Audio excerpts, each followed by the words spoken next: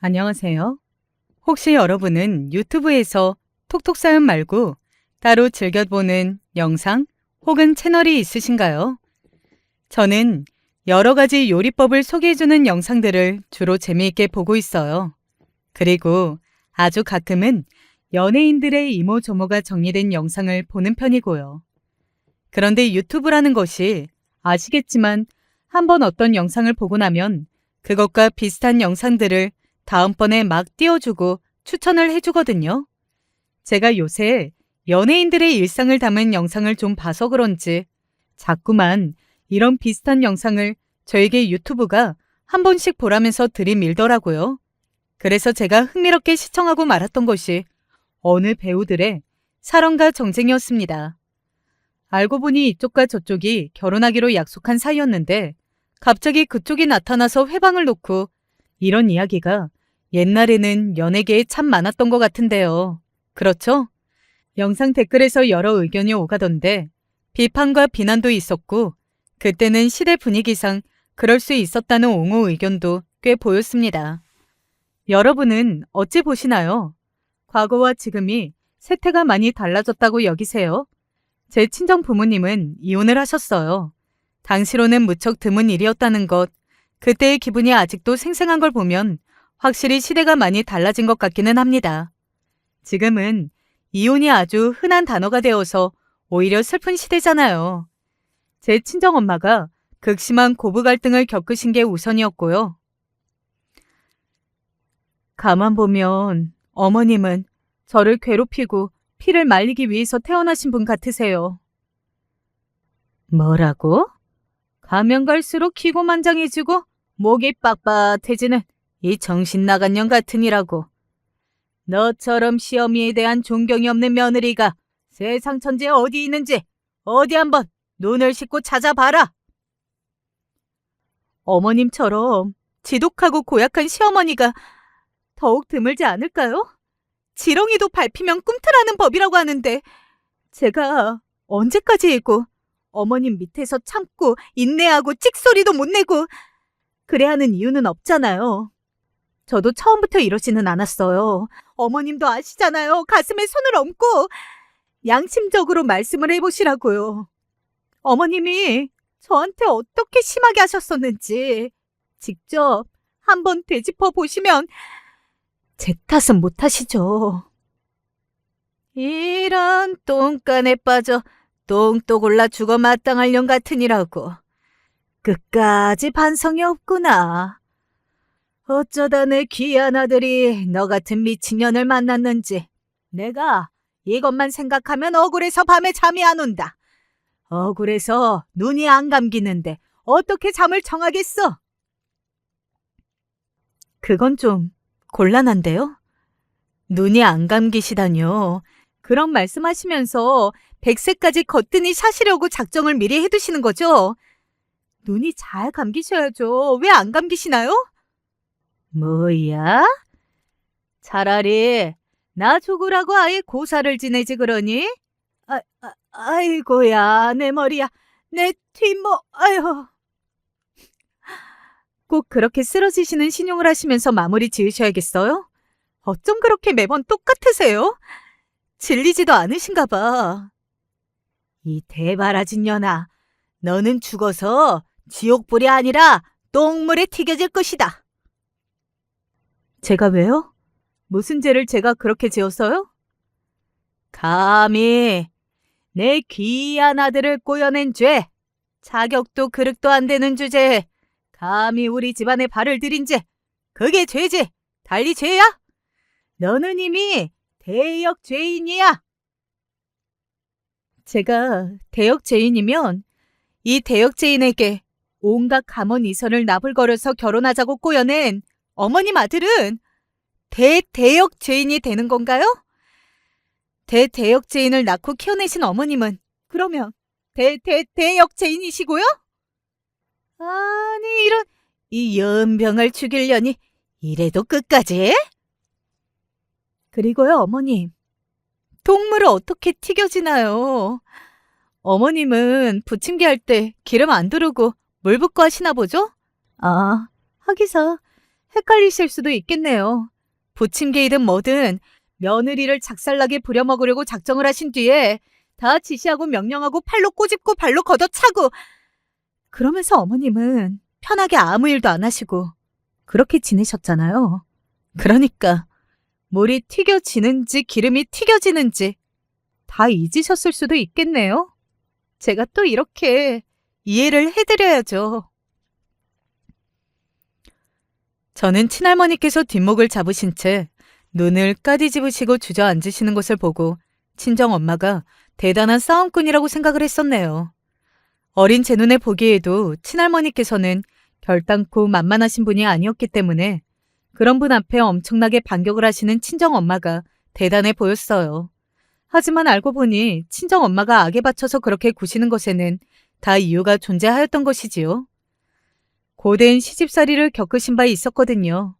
처음에는 며느리로서 참는 게 능사라고 생각하셨던 게 친정엄마이셨습니다. 그러나 몇 번 인격적으로 아예 커다란 모독을 당하시는 사건이 일어났었고 결정적으로 외할머니께서 갑자기 편찮으셨는데 그때 친할머니께서 못 가게 막으셨던 거예요. 별별 핑계를 다 대시면서 친정엄마를 못 가게 막으셨던 친할머니께서는 사실 그 핑계를 가짜로 만들어내신 것이었습니다. 단순히 친정엄마를 괴롭히시기 위해서요. 그때 일 이후로 친정엄마는 눈이 제대로 돌아가게 되셨죠. 내가 참을 이유가 어디에 있어? 참으면 병만 될 뿐이지. 아예 변하게 되신 친정엄마를 이제는 아무도 말릴 수가 없었습니다. 당신이 지난 수년간 저질러 오신 수많은 잘못들이 많았던 친할머니께서는 뒤늦게 이를 빡빡 깔며 지내게 되셨죠. 이런 고부 갈등 때문에 제 친정 부모님께서 이혼을 하셨던 거냐고요? 원인 중에 하나는 맞지요. 발판이었고요. 그러나 가장 중점이 되는 원인은 따로 있었습니다. 제 친정 아버지가 가정적이고 처자식에게 잘하고 사시는 분이었다면 애초에 친정 엄마가 극심한 고부 갈등의 주인공이 되지도 않으셨을 거예요. 친정 아버지는 밖으로 잘 놔두시는 분이었습니다. 돈을 잘 버셔서 능력이 좋았던 것도 아니었고 외모가 빼어나서 인물이 좋았던 것도 아니었고요. 성격이 좋고 대인관계가 좋았는가 하면 또 그런 분도 아니었습니다. 그러니까 내가 단단히 잘못 깨었다는 거지. 제대로 내 발등을 내가 찍어버렸다는 거야. 새치엄한 당시에 번지르르하게 놀릴 줄 알았던 놈을 뭐 볼 게 있다고 내가 넘어가 버렸을까. 암만 생각해도 내가 정말 바보 천지 같았어. 한순간의 선택이 내 인생을 이토록 바꾸어 놓았을 줄 알았다면 결혼에 신중했을 거야. 그때는 왜 그렇게 세상을 보는 시야도 좁았고 생각하고 판단을 내리는 수준도 얄팍했을까. 친정엄마가 당신의 가슴을 내도록 치면서 개탄하도록 그렇게 만드실 만한 분이 바로 제 친정아버지셨어요. 좋았던 기억이든 나빴던 기억이든 어쨌든 저는 친정엄마하고는 이런저런 유년 시절의 추억이 있었는데요. 반면에 친정아버지하고는 이렇다 할 추억이 남아있지 않았습니다. 술에 취하신 채로 귀가를 하셔서 고래고래 소리를 지르시는 모습, 전혀 실현 가능성이 없이 뜬구름 잡는 성공 계획을 끝도 없이 늘어놓으시다가 결국에는 짜증으로 마무리를 하시는 모습, 거의 그런 모습만 제 기억 속에 남아있었죠. 친정엄마가 두고두고 이렇게 말씀을 하셨어요. 네 아버지라는 인간의 가장 큰 문제점이 뭔 줄 알아? 가장 최악인 바로 그 문제점은 말이지. 좋은 구석이라고는 없는 주제에 바람까지 났다는 거야. 세상에 존재하는 온갖 종류의 꼴값은 다 떨었다는 거야. 나는 그게 도저히 용서가 안 돼. 당시에 어디 화장품 공장이었던가? 그런 곳에 다녔던 어린 여자하고 친정아버지가 바람이 났어요. 이웃 사람이 저희 집에 찾아와서 이상한 장면을 목격했다고 큰 소리 내는 바람에 친정엄마가 아시게 되었습니다. 저는 친정엄마의 손을 잡고 이튿날 어디론가 쫄래쫄래 따라갔었죠.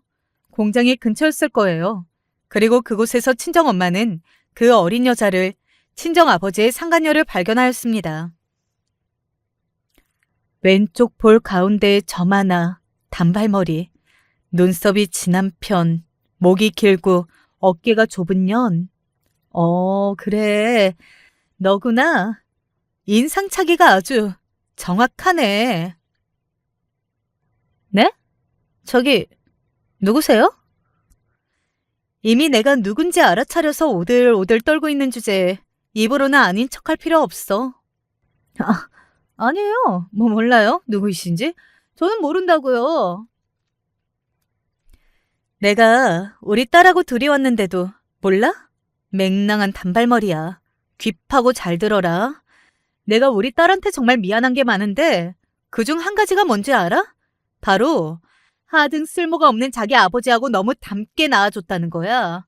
오죽하면 딸은 필요 없고 아들만 필요 있고 손녀는 믿고 손자만 예쁘다고 하시는 노망난 우리 어머님이 말이지. 손녀인 우리 딸한텐 뭐라고 안 하셔. 나를 그렇게 미워하시면서도 내가 낳은 우리 딸은 안 괴롭히셔. 왜겠니?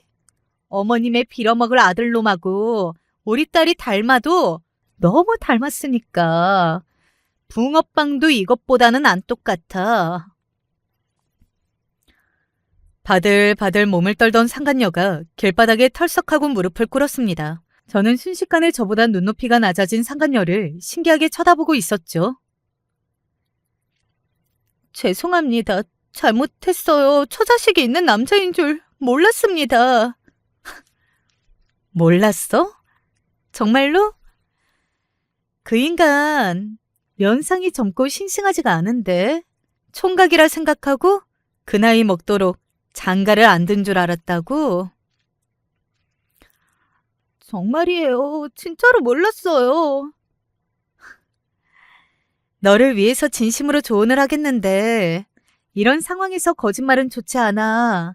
내가 우리 딸한테 응징해야 할 상대의 머리통을 어떻게 하면 효과적으로 후려 갈길 수 있는지 지금 바로 교육에 들어가는 수가 있어? 정말입니다. 몰랐어요. 아니, 지금은 알고 있지만 안지 얼마 안 됐어요. 꼴랑 며칠 됐는걸요? 처음에는 몰랐어요. 둘이 얼마나 붙어 먹었는데? 내 짐작으로는 넉 달 정도가 됐을까 싶은데. 맞아? 그러자 상간녀가 무릎을 꿇은 채로 누나를 불안하게 굴리더니 이내 천천히 한 손을 들어 올렸습니다. 상간녀의 왼 손바닥이 쫙 펴지는 것을 보시고 친정엄마가 분노로 억누르는 한숨을 토하셨죠. 왼 손바닥이 다 펼쳐진 것, 그것은 5달이라는 의미였기 때문입니다. 내 남편이라는 인간 말종이 5달 전이랍시고 그때는 싱싱하지가 않았어.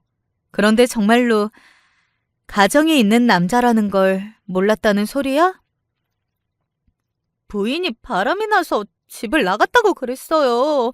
애까지 데리고서 가출을 해버렸다고 그랬단 말이에요. 저는 그걸 듣고서 믿은 죄밖에 없어요. 그런데 암만 해도 수상해서 몇 번 캐물었다가 바로 며칠 전에 진실을 알게 되었던 거예요.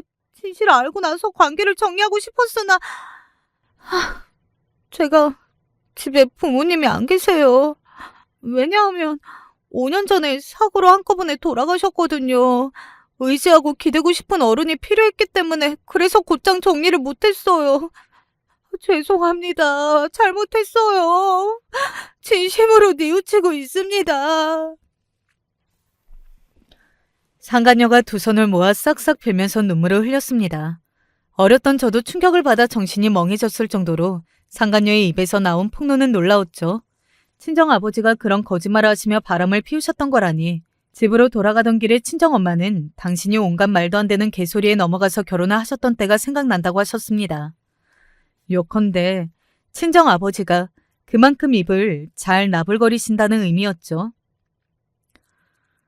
다른 건 전부 다 재주가 없으면서 뻔뻔하게 거짓말을 하고 혀를 낼름거리는 건 왜 그렇게 재주가 좋아? 당신이라는 인간 질리다 못해 지겹고 징그러울 지경이야. 현숙이 엄마, 진정하고 내 말을 좀 들어봐. 내가 다 설명을 할 수 있으니까 일단 진정을 해보라는 말이야. 인간아, 내가 지금 당신이 짓거리는 말을 들을 기분일 것 같아? 죽어, 나가 죽어! 아하이, 아녀자가 성질머리가 왜 이렇게 더러워? 그러니까 우리 어머니가 점점 얼굴에 주름이 늘어가잖아. 어머님은 원래부터 얼굴에 주름이 자글자글하신 분이었거든? 뭐가 나 때문이야? 제발 성질머리 좀 다스리고 살아라. 울 어머니의 얼굴에 주름이 원래 10개였다면 현숙이 엄마 당신 때문에 100개가 된 거야. 그리고 불쌍한 그 아이에게 꼭 그렇게 가혹해야만 했어? 불쌍한 그 아이라니? 무슨 개소리라는 거야? 설마 당신하고 놀아난 개? 단발머리 공순이를 말하는 건 아니겠지? 왜 아니야? 맞아, 그 아이. 당신이 공개적으로 개망신을 주는 바람에 일자리 잘렸다고 하더라. 그 불쌍한 아이가 앞으로 어떻게 새로 일자리를 구하라고 그렇게 자비 없이 굴었어야만 했던 거야? 현숙의 엄마, 마음 좀 곧게 써라. 그 아이라니, 소름 끼쳐. 본인이 어린 기집애하고 바람이 났었다는 자각은 있었나 보네? 그러니까 아이라고 칭하지. 이런 미친놈. 징그러워서 더는 안 되겠다. 선택해. 내 손에 죽을지 아니면 스스로 죽을지. 친정엄마는 악에 받쳐서 말씀하셨으나 친정아버지는 무릎을 꿇으시고 고개를 떨구시는 것으로 다 용서를 받으려고 하셨습니다. 남자가 한 집안의 가장이 이토록 저자세로 나왔으면 그것으로 다 된 거라고 하셨어요. 이것 이상을 바라면 지나치게 욕심이 많은 여자인 것이라고도 하셨고요. 친할머니께서도 득달같이 달려오셔서 친정아버지를 감싸셨습니다. 남자가 바깥 일을 하다 보면 바깥 여자하고 잠시 눈이 맞을 수도 있는 거야. 내 귀한 아들이 무슨 잘못이 있다고 너는 사람을 이렇게 몰아붙이니? 어떻게 내 귀한 아들이 무릎을 꿇게 만들어? 이런 아똑한 것을 보았나? 독하다. 정말로 독해.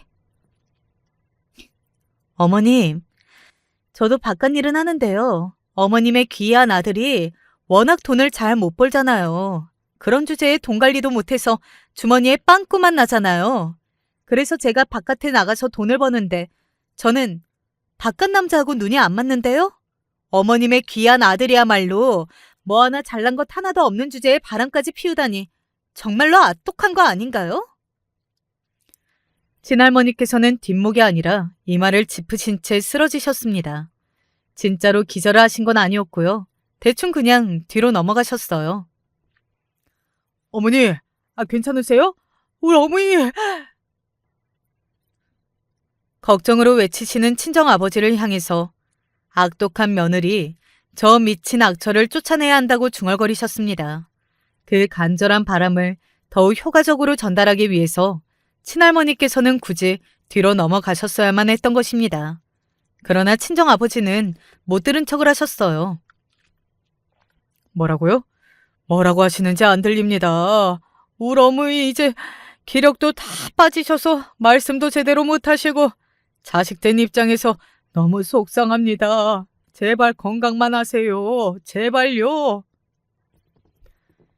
용을 쓰고 못 들은 척 하셨던 친정아버지는 조금도 부부관계를 끝내실 생각이 없으셨던 거예요. 저는 바로 이 점이 그때와 요즘의 때가 다른 양상을 내어 보이고 있다고 생각하네요. 부부간의 신의를 저버리는 것, 부정을 저지르는 것, 가정에 충실하지 않고 집중하지 않는 것. 이것과 이혼은 완전히 별개의 문제로 볼 수 있었던 것입니다. 그러니까 이혼이란 어떻게 하면 세상에나 이혼을 할 수가 있을까라는 개념이었죠. 친정아버지는 다른 여자와 놀아나고 싶어 하셨으나 가정을 없애버리고 싶어 하지는 않으셨습니다. 친정엄마는 이혼을 원하지 않으셨던 게 아니라 그것을 실현시키는 생각 자체를 못하고 계셨던 것이고요. 하지만 만약에 바람이라는 것이 한쪽에만 부는 것이 아니라 쌍방으로 불면 어떻게 되겠습니까? 안방에 창문을 열어놨더니 밖에서 시원한 바람이 불어왔어요. 적당한 바람이 느껴졌죠. 그러다가 방향이 다른 거실의 창문까지 열어봤더니 갑자기 엄청난 바람이 들어오는 겁니다. 바람 자체가 세진 것이 아니라 들어오고 나가는 통로라는 것이 생겨서 그런 것이죠. 맞바람이 강하게 치게 된 것입니다. 현수가, 너는 네 아버지가 좋으니? 네, 좋아요. 왜? 대체 왜 좋은데? 네 아버지한테서 좋은 점이 뭐가 있다고? 그건 그렇지만 아버지가 싫지는 않아요. 싫지 않으니까 좋은 거 아니에요? 그런 거라면 아무 생각이 없다고 대답을 했어야지, 이거사. 내일 너 엄마하고 어디 좀 가자. 너한테 좋은 일이 있으니까. 좋은 일? 어디로요? 혹시 시장에 가요? 장 서는 거 구경 가는 거죠? 그건 아니고 엄마가 너한테 좋은 걸 해주고 싶어서 그래. 도대체 친정 엄마의 말씀을 이해할 수가 없었죠. 의중을 파악하지 못한 채로 이튿날 저는 친정 엄마와 함께 어떤 식당 안으로 들어갔습니다. 당시에는 굉장히 세련된 멋을 내고 있던 식당이었죠. 설레서 즐거운 마음으로 자리에 앉았던 저는 맞은편에 낯선 아저씨를 보고서 어리둥절해졌어요. 아저씨는 누구세요? 인사의 현수가 네 새아버지셔. 네? 엄마, 그게 무슨 소리예요? 농담이야. 하지만 어쩌면 진담이 될 수도 있는 일이지. 저는 경악으로 입이 떡 벌어졌고 그 아저씨는 한숨을 푹 내쉬면서 친정 엄마를 향하여 제발 그 입 좀 적당히 간수하고 지내라 그러셨습니다. 분위기를 살피던 저는 그 아저씨의 정체를 의심하면서 밥을 먹었고요. 당연하게도 그 아저씨는 친정 엄마가 바람이 난 상태였습니다. 친정 아버지보다 3살이 더 적었던 그 아저씨가 어떠냐고 친정 엄마는 저에게 끈질기게 물어보셨어요. 아버지를 교체해 볼 생각이 너는 없니? 현수가, 어쩌면 이게 너한테도 아주 중요한 기회가 될지도 모를 일이야. 아버지를 교체한다고요? 엄마, 아버지가 교체를 할 수도 있는 거였어요? 어떻게 그래요? 엄마, 저는 이해가 안 돼요. 이 세상에 안 되는 게 어딨니? 현수가, 너 일전에 엄마하고 가서 봤던 그 여자 기억나지? 단발머리 공순이 언니. 네 아버지하고 바람이 났던. 네, 기억나는데요. 왜요? 그때 걔가 알려줬었잖아. 네 아버지의 추잡스러운 거짓부렁을 말이야. 뭐? 내가 바람이 나서 너하고 집을 나갔다고? 나 원참. 그거 들었을 때는 어이가 없었는데 가만히 내가 생각이라는 걸 해보니까 말이지. 그게 꼭 안 될 이야기는 아니더라. 실제로 이뤄져도 괜찮을 것 같더라. 왜 내가 진작에 그럴 생각을 못 해봤을까 싶어진 거지. 현수가, 엄마는 있지? 네 아버지 같은 인간하고 남은 인생을 계속 함께할 생각이 별로 없어. 없으면 없는 거지. 별로 없다는 건 어떤 의미예요? 어쩌면 아버지하고 계속 함께 하실 수도 있다는 거예요? 세상 일이라는 게 어떻게 될지 모르니까. 그리고 네가 만에 하나 네 아버지가 너무 좋아서 죽겠다고 그러면 너를 두고서 내가 떠나야 할지 모르는데. 그렇다고 내가 평생 너를 안 볼 수는 없으니 네가 도중에 연결책이 될 테고. 그럼 나는 네 아버지를 몇 번 보면서 살게 될 테니까 그런 의미란다. 머리가 어질어질했죠. 저절로 살려달라는 소리가 나올 만큼 머리가 어지러웠고 어찌해야 할지를 몰랐습니다. 애초에 친정엄마를 이토록 변화하게 만든 친할머니와 친정아버지가 잘못을 지니고 계신 것인지 아니면 친정엄마가 해도 해도 너무하신 분인 것뿐인지 저는 알 수가 없었어요. 아버지를 교체할 수도 있다는 친정엄마의 발언이 당시의 저로서는 곱씹을수록 충격적이고 무서웠던지라 한동안 불안으로 사방팔방 눈치를 보면서 지냈습니다. 그건 어쩌면 친정아버지를 향해서 제 딴에는 나름 큰일이 생겼어요 라는 것을 알려드리려는 시도였을 수도 있습니다. 그러나 소용이 없었어요. 왜냐고요? 친정아버지가 바람이 나셨기 때문입니다. 공장에 다녔던 어린 나이의 단발머리 그 상간녀는 아니고요. 새로운 상간녀의 등장이었죠.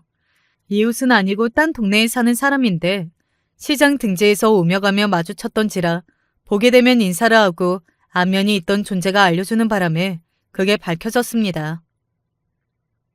불쌍한 그 아이라고 칭할 정도로 새파랗게 어린 년하고 놀아날 때는 언제이고 이번에는 뭐야? 나보다 한 살이 더 많은 여자라니. 결혼을 했지만 그 남편이 어린아이하고 같이 사고를 당하는 바람에 일찍이 과부가 된 여자라니. 이 미친 인간이 기구하고 불쌍한 여자한테만 끌리는 거야? 아니면 그냥 나이 안 가리고 그저 여자라면 다 좋은 거야? 알 수가 없네. 친정엄마는 이번에도 저를 데리고 길을 나서셨어요. 어떤 국밥집의 뒤편에서 수도를 틀어놓고 설거지를 한창 하고 있던 여자가 있었습니다. 허여멀건하고 입술이 위아래로 다 두툼한 얼굴. 대기구만? 네? 저 말인가요? 혹시 누구세요? 친정엄마는 대답 없이 텃짓으로 옆을 가리키셨습니다. 옆에는 제가 있었죠. 어안이 벙벙해서 저를 쳐다보던 식당 일을 하던 그 여자. 새로운 상간녀는 무언가 깨달음이 왔는지 화들짝 놀라면서 수도를 잠갔습니다. 그렇습니다. 제 얼굴 하나에 너무 많은 용건과 진실이 담겨 있었던 거예요. 친정 아버지하고 너무 똑같이 생겼으니까요. 맹세코 몰랐습니다.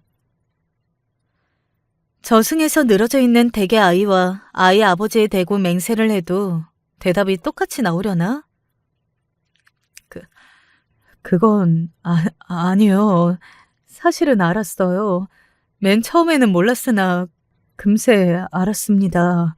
그 사람에게 처자식이 있다는 것을요. 잘못되었다는 건 느꼈지만 너무 외롭고 힘들어서 저도 모르게 그만. 죄송해요. 제가 전부 다 잘못했습니다. 에이, 그건 아니죠. 전부 다라뇨? 왜 그렇게 말을 하실까? 손 한 짝으로 박수를 치실 수 있어요? 칠 수 있냐고. 네? 아니요. 없죠. 하나로 박수를 어떻게 치나요? 그러니까 내가 하고자 하는 말이 그 말이에요.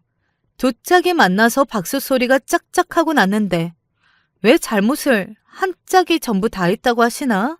그러면 말이 안 되는 거 아닌가? 말의 의미 자체는 알아들었는데 그 안에 내포된 뜻을 알 수 없다는 표정을 새로운 상간녀가 짓고 있었습니다. 하지만 곧 친정엄마의 설명이 이어지자 점차 깨달음이 번져가는 얼굴로 고개를 끄덕끄덕 하더군요.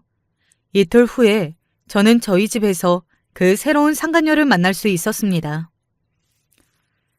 제가 이 사람과 바람을 피웠습니다. 불장난을 저질렀습니다. 자기야, 여기는 어떻게 알고 온 거야? 여기가 어디라고 와? 대체 왜 여기서 이러는 거야? 집에서 상간녀와 마주한 친정아버지가 놀라서 자빠질 뻔했고 친할머니께서는 이미 자빠지신 뒤였습니다. 그 상간녀가 이렇게 말을 했거든요. 저는 이 사람에게 가정이 있다는 것을 알았으면서도 멈출 수가 없었어요. 남편과 아이가 저 세상으로 떠나고 너무 헛헛하고 괴로웠는데 그걸 달래준 사람이었어요. 놓을 수가 없습니다. 부디 허락해 주세요. 이 사람을 떳떳하게 계속 만나고 싶습니다.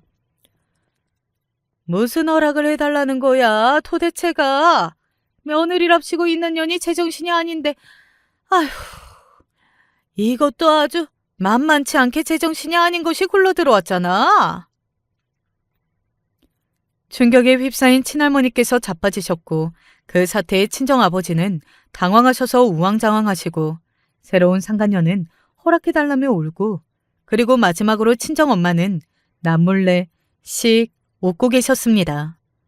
바람만 2번 걸리신 데다가 2번째 상간녀는 떳떳하게 만나고 싶다며 난리를 치기까지 했으니 친정아버지는 이제 도리 없이 결혼 생활을 깨트린 범인이라는 낙인이 당신의 이마에 찍힌 것을 받아들이셔야만 했습니다.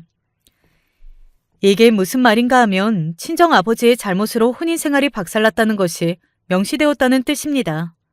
친정부모님은 이때 이혼을 하셨어요.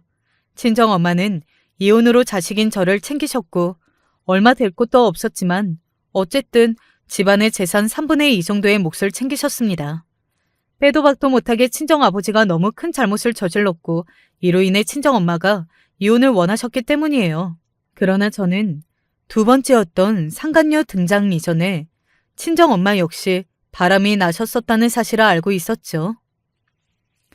아무래도 이 동네는 떠야겠어. 여기 사람들을 행여라도 마주칠 수 없는 곳으로 가버려야지. 왜요? 오래 살았던 곳이라서 정겹잖아요. 아는 사람도 많은데요. 멀리 떠나기에는 아깝고 아쉬워요. 정겹다는 게 뭐니? 정이 많다는 거지. 아는 사람이 많다는 건 또 뭐겠어? 그 정을 나눌 사람이 많다는 거겠지. 그래서 안 된다는 거야. 엄마는 사람들하고 정을 나누는 게 싫으세요? 네 아버지가 집 밖에서 바람 피우고 다녔던 걸 어떻게 들켰는지 생각을 해봐라. 현수가, 이 엄마가 여기를 떠나야겠니? 아니면 계속 살아야겠니? 보는 눈과 듣는 귀가 많아도 너무 많다며 고개를 흔드신 친정엄마를 따라 저는 멀리 이사를 가야만 했어요. 전혀 낯선 곳에서 살게 된 저는 새로 적응을 해야만 한다는 게 너무 고달프고 우울했죠. 전에 식당에 뵌 적이 있었던 그 아저씨와 친정엄마는 연애를 이어가셨습니다. 여기까지 그야말로 친정엄마는 거침없는 행보만 이어오신 셈이었죠. 저는 정말이지 제 스스로를 대단한 인물의 자식이라고 생각하지 않을래야 않을 수가 없었답니다. 사람은 괜찮고 나와 잘 맞는데 그렇다고 해서 재혼을 하느냐 마느냐 하는 건 또 다른 문제이지. 나는 이제 결혼이라는 제도가 신물이 나고 바람을 안 피우는 기혼자는 무척이나 드물다고 생각을 하고 있으니까 굳이 내가 또 결혼을 해야 할까? 딸 자식도 있는데. 그러나 혼인신고를 하시는 것에는 소극적으로 구셨어요. 친정엄마가 이혼을 하신 뒤 딸 하나만 데리고 산다는 것을 알게 된 주변 사람들은 자꾸 오지랖을 부렸습니다. 차라리 사별이 100번 낫지 어떻게 이혼을 할 수가 있냐고 하면서 얼른 새로 짝을 찾아야 한다는 이야기였죠. 그래야 하나 있는 자식 새끼도 어디 가서 기죽지 않고 잘 살 수 있다는 부연 설득은 꼭 따라 붙었습니다. 친정아버지가 바람을 상습적으로 피우셔서 이혼을 했던 거라는 설명이 튀어나가도 주변 사람들은 남자는 그럴 수도 있는 법이라고 생각을 하는 것 같았습니다. 그걸 못 참고 이혼까지 간 여자가 너무했던 거라고 여기시는 분도 계셨고요. 짜증나는 인간들. 자기네들이 내 인생을 대신 살아줄 것도 아닌데 참견질만 더럽게 해댔네. 그럴수록 그 참견질을 더 무시하고 싶어지는 게 내 마음이야. 싸움닭이 다 대신 지 오래였던 친정엄마에게 주변 사람들의 오지랖은 써먹혀 들지 않았지요. 당당하게 턱까지 치켜들고 다니셨던 친정엄마와는 다르게 저는 오만 전전긍긍을 다했습니다. 만약에 학교 친구들이 나를 부모가 이혼한 애라는 걸 알고서 따돌리면 어떡하지? 절대 들키지 않게 부모님이 사이가 좋으신 것처럼 말을 꾸미고 지내야겠다. 아니지. 꼬리가 길면 밟히니까 아예 부모님 이야기 자체를 안 꺼내고 지내야겠어. 가족 이야기를 하기 싫어하는 성격인 것처럼 꾸미면 괜찮겠지? 학창시절 친구들과의 관계가 세상에서 가장 중요하고 신경이 쓰이던 시기였죠. 그래서 저는 혹여라도 제가 이혼 가정의 자식이라는 걸 들키기라도 할까봐 조마조마하며 학교를 다녔습니다. 제 가정 사정에 딱히 먼저 누가 궁금해한 적도 없었건만 마치 도둑이 제발 저리는 모양새 마냥 그랬어요. 이혼이라는 두 글자가 너무나도 커다랗게 다가왔습니다.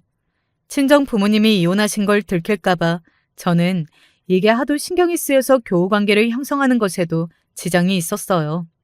고등학교까지 간신히 다니는 동안 저는 공부보다도 이혼 가정이라는 걸 안 들키는 것에 초점을 맞췄답니다. 오죽하면 그랬었네요. 제가 공부를 썩 잘하지 못했어요. 공부에는 관심도 재능도 끈기도 없었죠. 나는 예전에 가정 형편만 따라줬어도 고등학교까지는 무조건 나왔을 거야. 빌어먹을 가난 때문에 그러지 못했던 것뿐이지. 학업 자체에도 흥미가 많았어.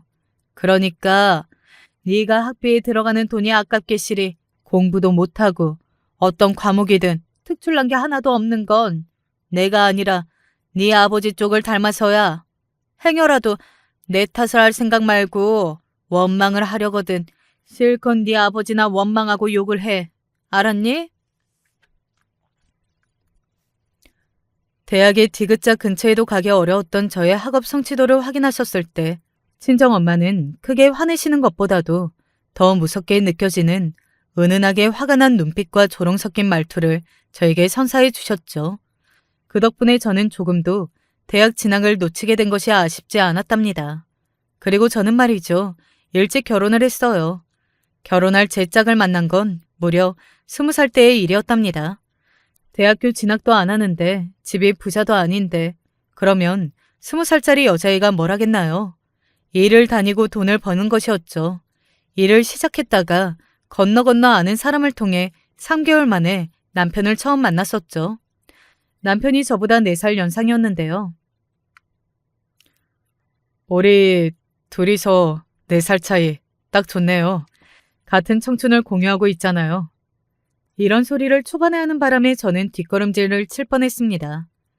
친정엄마가 질색팔색과 함께 회상을 하시는 친정아버지가 새치어를 잘 놀리셨던 옛 과거가 떠올랐거든요. 친정아버지 같은 남자라면 사양이었어요. 만나고 싶지 않았습니다. 주둥이만 번지르르 한 줄 알고서 일찍이 벽을 세웠는데 남편은 생각 외로 제가 크게 마음에 들었던 겁니다. 자존심 상해하기는커녕 더욱 적극적으로 저에게 구애를 했었거든요. 못 이기는 척 한번 넘어가 준 저는 남편과 가볍게 연애를 해볼 작정이었어요. 그랬다가 완전히 금세 빠져버리고 말았죠. 저는 아주 어렸을 때부터 집안에서 당최 사이가 좋고 화목한 가족의 모습을 본 역사가 없었으니까요. 남편과 둘이서 가정을 꾸리고 행복하게 지낼 상상만 해도 눈시울이 붉어졌습니다. 아무렇지 않은 척을 하며 지내왔지만 사실 제 속은 남모르게 골마 있었던 거예요. 태평한 척을 했었지만 친정아버지의 상간녀들을 직접 만나고 이야기를 듣는 것이 너무 충격적이었고 그 순간들이 내심 상처가 됐었습니다. 그런 것들이 모여서 저로 하여금 빨리 결혼해서 저만의 이상적이고 평화로운 가정을 만들고 싶다는 생각을 하게 만들었나 보더라고요. 정신을 차리고 보니까 어느새 제가 남편에게 결혼을 조르고 있었던 거예요. 남편은 일남 2녀 중에 막내였고 유일한 아들이었습니다. 위로 누나만 둘이었던 건데요. 그 사실을 알았을 때 혹시나 했건만 까보니까 역시나였어요. 시댁에서는 처음에 저를 못마땅하게 봤었습니다. 어디서 무슨 대도 않는 여자애가 우리 아들을 넘봐? 얼마나 귀하게 키운 아들인데 게다가 양친이 이혼을? 이혼한 부모 밑에서 자랐다니 불보듯 뻔하지. 기본도 안 되어 있을 게 분명해. 특히나 아들 사랑이 지극하셨던 시어머니께서 저를 싫어하셨는데 아직 어린 나이니만큼 진지하게 만날 생각 말고 가볍게 만나다가 헤어지라고 하셨어요. 그러나 저는 남편과 일찍 결혼을 할 생각이 있었고 허락을 받아낼 자신이 있었답니다. 아들만 유독 귀하게 여기신다는 점에서 친할머니가 떠올랐기 때문에 저는 시어머니께서 대강 어떠하신 분인지 알 수 있었고요. 이 점을 이용해서 시어머니의 비위를 잘 맞췄습니다. 친정엄마가 당신의 말씀을 받아칠 때마다 그것을 친할머니께서는 가장 극도로 혐오하셨기 때문에 저는 반대로 웬만해서는 말대꾸를 하지 않았어요. 대꾸를 하고 싶거든 그걸 기억해놨다가 대화가 끝나고 몇 분이 흐른 다음에 따로 시어머니께 그 부분에 대해 말씀을 드렸어요. 그러자 저를 무척이나 예의 바른 어린 아가씨로 인식을 하시기 시작하셨고요. 또한 시아버지께서 예전에 바람을 피우신 적이 있었더라고요. 어찌 보자면 제 친정아버지보다 한술 더 뜨신 듯 싶었어요. 왜냐하면 시아버지께서는 옛날에 두 집 살림을 하신 바 있었기 때문입니다. 내가 그때 그 망할년의 가증스러운 면상만 떠올려도 당장 혈압이 올라서 꼴까닥 해버릴 수도 있는 사람이야.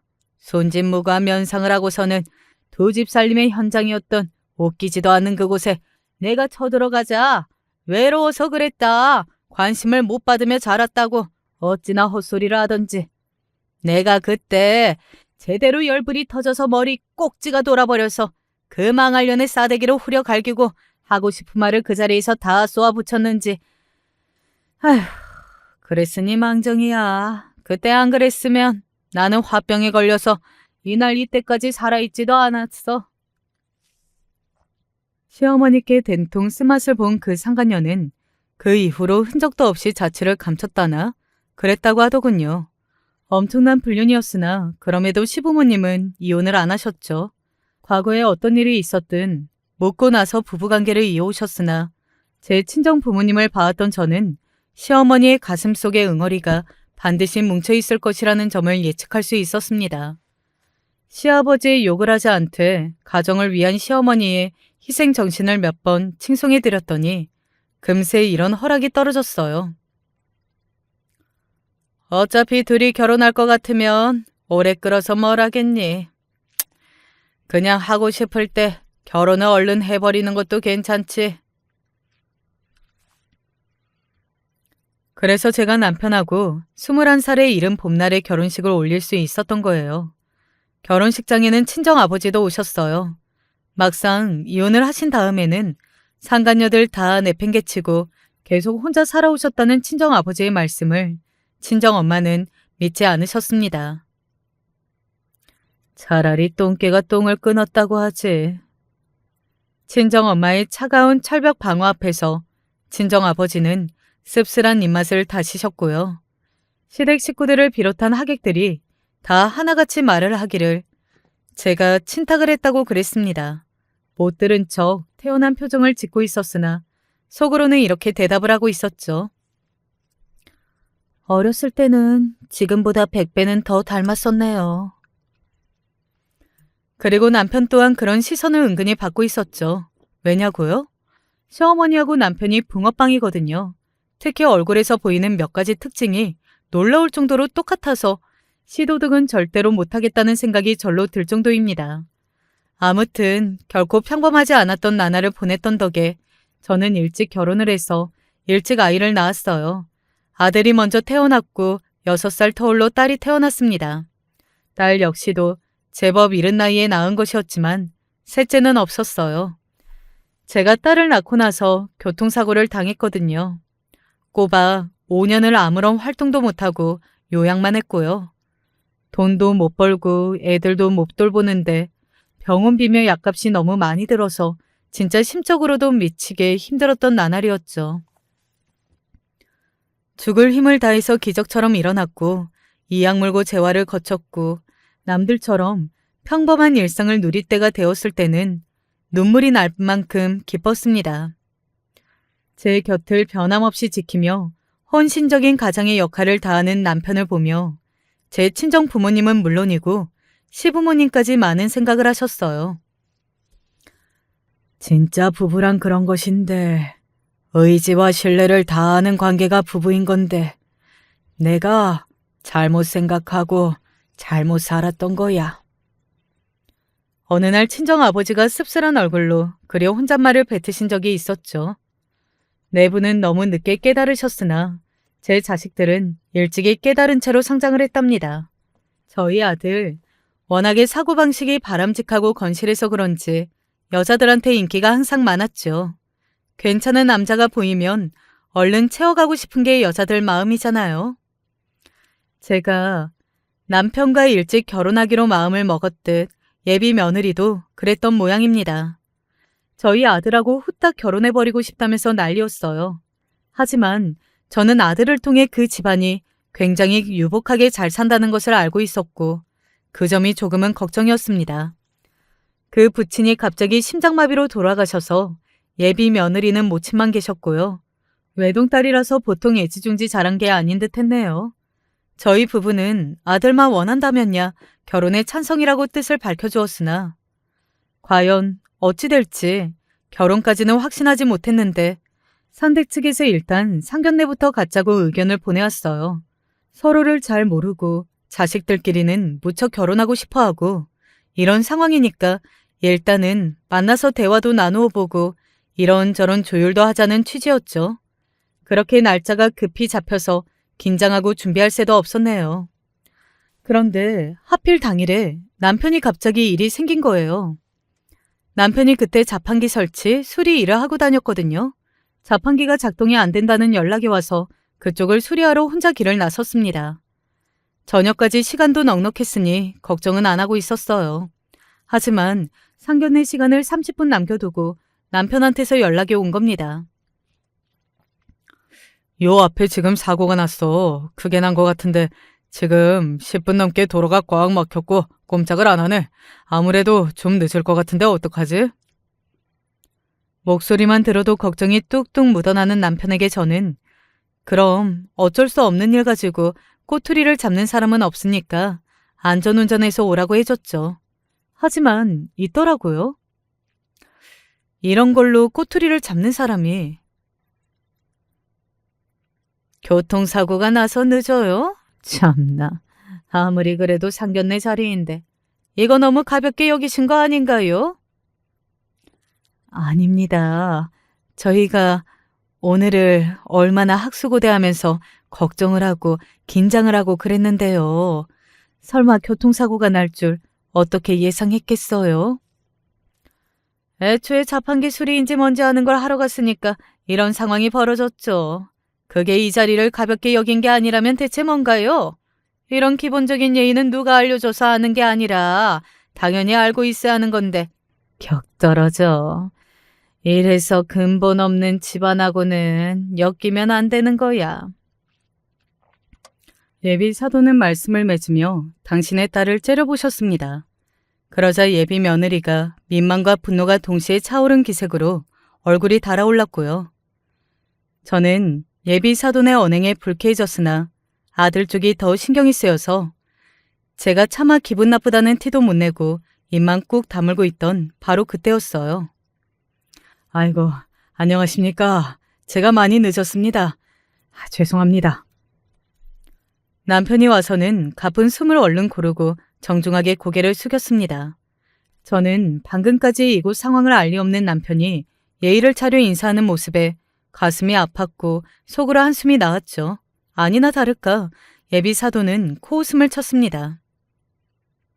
죄송하다고 하면 다가 아니죠. 세상에는 그런 걸로 무모할 수 없는... 어라... 잠깐... 어디서 배웠더라? 신랄하게 짓거리던 예비 사돈의 기세가 갑자기 확 꺾였고 표정 또한 삽시간에 어두워졌습니다. 저는 의문스럽게 예비 사돈과 남편을 번갈아 쳐다봤어요. 어느새 예비 사돈은 고개를 갸웃하면서 자리에서 천천히 일어나고 있었고요. 네? 저를요? 그럴 리가 없을 텐데 적어도 제 기억에는 없습니다. 뭔가 잘못 생각하신 듯합니다. 낯이 익는데 옆으로 기다란 눈썹 모양, 동그란 눈, 짧은 코, 입술은 크고. 예비 사돈이 홀린 듯 중얼거리는 걸 들은 저는 문득 옛날 친정엄마가 떠올랐습니다. 정확히 상간녀를 찾아내셨던 건 외모적 특징을 딱딱 외우고 계셨기 때문이었어요. 그래서인지 저도 모르게 예비 사돈을 향해 이렇게 말을 뱉었습니다. 이 사람이 자기 모친하고 똑같이 생기기는 했어요. 저희 시어머니하고 얼굴이 정말 많이 닮았거든요. 그리고 저는 말이 끝나자마자 놀라서 입을 틀어막아야 했습니다. 왜냐하면 예비 사돈이 충격을 받으신 듯 비틀거리다 그대로 나자빠졌기 때문이에요. 옛날에 친할머니 이후로 저렇게 나자빠지는 사람은 직접 처음 보는 것이었죠. 순식간에 상견례장은 비명의 현장이 되었습니다. 엄마, 왜 그래? 엄마, 괜찮아? 자기야, 구급차 좀 불러줘. 예비 며느리가 울부짖자 재빨리 아들이 구급차를 불렀어요. 이게 다 무슨 일인가 싶어서 저희 부부는 발을 동동 굴렀고요. 구급차에 실리기 전 예비 사돈은 희미하게 눈을 뜨시더니 남편을 쳐다보시고는 거친 숨을 토하시며 발작을 하셨죠. 그런 걸 봤는데 어떻게 두 다리 뻗고 잠을 자겠나요? 예비 사돈의 상태가 어떤지 걱정하며 기다리는 수밖에 없었습니다. 그리고 생각지도 못한 전개가 펼쳐졌죠. 예비 며느리와 제 아들은 예비 사돈의 요청하에 잠시 자리를 비웠고요. 그러자 예비 사돈이 갑자기 제 시어머니 사진을 보고 싶다고 하신 겁니다. 휴대폰으로 찍은 사진이 있었기에 궁금증을 안고 그걸 예비 사돈께 보여드렸죠. 사진을 보고 커진 눈동자를 흔들던 예비 사돈은 시어머니께서 작년에 치매를 앓기 시작하셨다는 이야기를 듣고는 갑자기 안도의 한숨을 내쉬셨어요. 그랬군요. 그런 거였어. 이유를 캐 물으려던 그때 남편이 갑자기 조용한 목소리로 이렇게 말을 하는 것이 아니겠어요? 외람되지만 혹시 제 어머니뿐만 아니라 제 아버지도 알고 계시지 않습니까? 예비 사돈의 놀란 얼굴이 그 순간 저와 비슷했을 겁니다. 이미 답을 찾았다는 듯 남편의 얼굴은 차분한 상태였고요. 그걸 보시고 예비 사돈이 씁쓸한 기색으로 바로 인정을 하셨습니다. 네, 맞아요. 알고 있습니다. 한때 잘못된 행동을 했던 적이 있었죠. 저 자식이 있는 남자에게 홀린 적이 있었거든요. 그랬다가 그 부인에게 걸려서 죽도록 얻어맞고 무시무시한 경고까지 들었었는데 그게 너무 강렬했던 충격으로 남아있어서 그런지 나쁜 만남을 가졌던 남자의 얼굴은 흐릿한데 그 남자의 부인 얼굴은 또렷하게 기억나지 뭔가요. 이건 제가 치매를 앓게 되지 않는 이상 기억에서 지워지지 않을 거예요. 기가 막히게도 예비 사돈이 바로 그 옛날에 시아버지와 바람이 났다가 시어머니께 응징을 당했던 바로 그 상간녀였던 거예요. 아직도 그때만 떠올리면 몸에 한기가 든다며 예비 사돈이 눈을 질끈 감았습니다. 저는 이 황당한 인연을 어쩌면 좋나 싶어서 남편을 쳐다봤죠. 남편은 솔직히 놀라긴 했으나 개의치 않는다는 눈빛을 하고 있었어요. 당사자들이 좋다고 하면, 결혼하고 싶어 죽겠다고 하면 저는 그렇게 하도록 부모로서 응원해주고 지지해줘야 한다고 생각합니다. 망설임 끝에 저는 그런 의견을 내놓았죠. 그 순간 그냥 치매가 온 시어머니나 돌아가신 지 3년이 넘은 시아버지의 얼굴은 안 떠오르고 예비 며느리와 손을 꼭 잡고 있을 아들의 얼굴만 떠올랐거든요. 예비 사돈은 눈을 꼭 감으신 채로 고개를 여러 차례 끄덕이셨습니다. 여자 혼자 딸 하나 키우기가 힘들더라고요. 돈이 문제가 아니라 세상이 참 그렇더라고요. 힘들게 키운 딸이라서 그런지 일찍 보내기가 아깝다는 마음이 앞서서 두 분께 모래를 범했습니다. 죄송합니다. 친정엄마처럼 보통 내기가 아니신 분도 이혼 딱지 때문에 손가락질을 무척 받으셨는데 저는 예비 사돈이 여자 혼자서 자식 키우는 게 얼마나 고충이 많으셨을지 왠지 짐작이 가서 즉각 그 사과를 받아들였네요. 남편도 저와 일심동체였고요.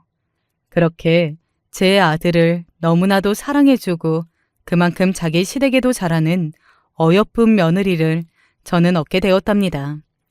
많은 걸 겪으며 살아왔는데도 다 알 수 없는 게 사람 마음이고 인간관계라는 생각이 드네요. 여러분은 사람 마음을 완전히 다 믿을 수 있다고 생각하시나요? 저희 집은 어렸을 때부터 무척이나 가난했습니다.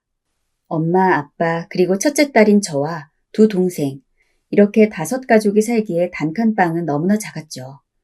사실 처음부터 저희 집이 이렇게 가난했던 것은 아닙니다. 엄마는 전업주부고 아빠는 사업을 하셨는데 제가 초등학교에 들어갈 때까지만 해도 저희 집은 오히려 여느 집들 부럽지 않을 정도로 잘 살아서 저는 예쁜 옷은 물론이고 먹고 싶은 것도 마음껏 먹으면서 부잣집 딸내미로서의 삶을 살았어요. 하지만 그 행복은 오래가지 않았죠.